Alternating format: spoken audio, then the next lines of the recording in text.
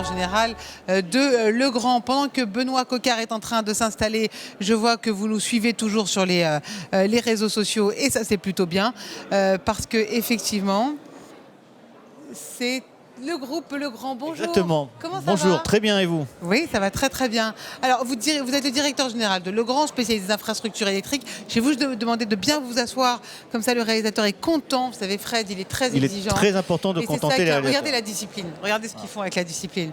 Ils sont exigeants, mais ouais, résultat. Comment vous vous sentez dans ce Big Set?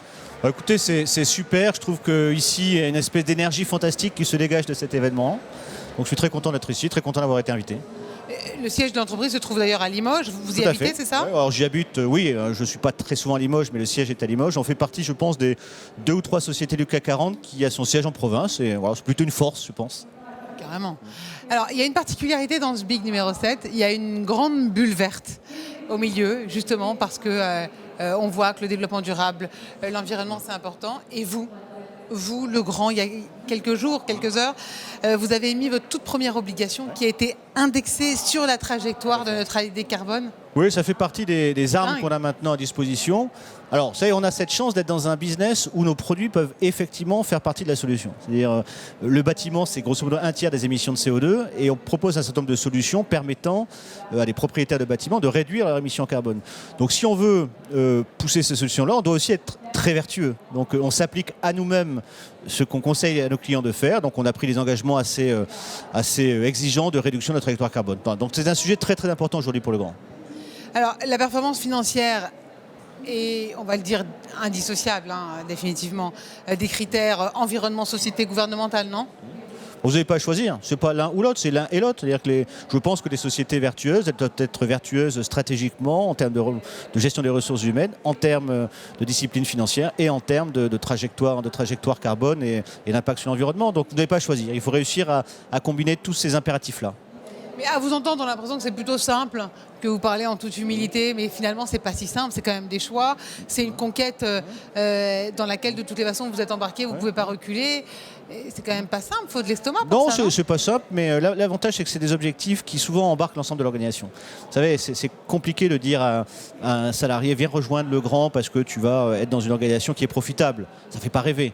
Par contre, de dire à un nouvel embauché, viens chez Legrand parce que tu travailleras sur des sujets de diversité, tu travailleras sur l'accès aux promotions pour les personnes LGBT+. Tu travailleras sur une société qui veut réduire son empreinte carbone, améliorer son impact sur l'environnement. C'est très vertueux et ça fait aussi de Legrand, je pense, aujourd'hui une société attractive pour beaucoup de jeunes. Voilà. Donc c'est pas uniquement des intéressés. Voilà, vous n'avez pas de mal à recruter?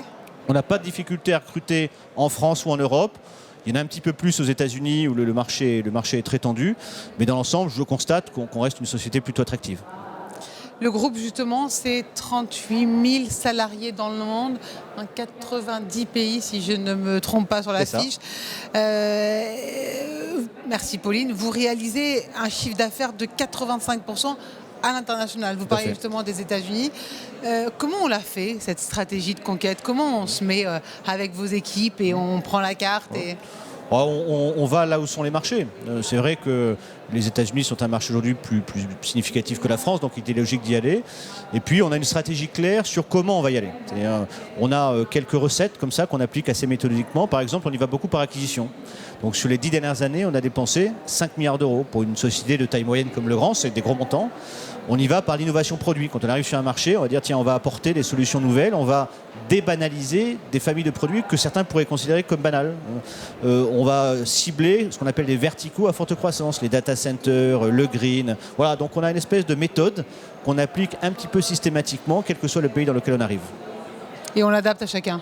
On l'adapte au consommateur local, on l'adapte aux structures de distribution locales, on l'adapte au tissu concurrentiel local, mais on a ce cap stratégique très clair que l'on poursuit de façon assez méthodique. Merci beaucoup, Benoît Coquart, directeur général. Merci beaucoup, merci de votre accueil. Beau message d'humilité et de conquérant. Merci beaucoup.